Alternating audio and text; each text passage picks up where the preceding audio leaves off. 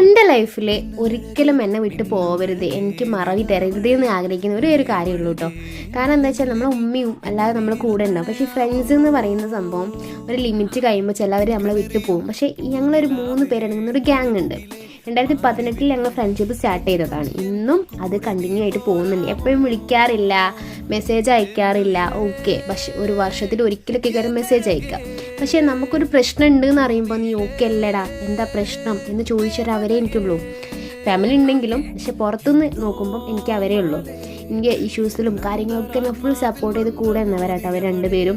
അങ്ങനെ ഞങ്ങളെ ഗ്യാങ്ങിൽ ഒരാൾ ഹൗസ് വാമിംഗ് ഉണ്ട്. അപ്പോൾ അതിന് ഞങ്ങളെ കൂട്ടത്തിലുള്ള ഒരാൾക്ക് ജോയിൻ ചെയ്യാൻ പറ്റില്ല. അവന് ദുബായിലാണ് വർക്ക് ചെയ്യണത്.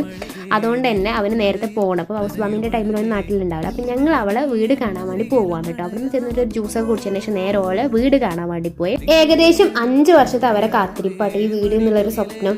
അങ്ങനെ അത് ആ സ്വപ്നം ഏകദേശം പോവാണ് പോവാണ്. മാഷാ അല്ലാഹ് അൽഹംദുലില്ലാഹ്, എത്രയോ സന്തോഷം മാത്രമേ ഉള്ളൂ കേട്ടോ ലൈഫിൽ.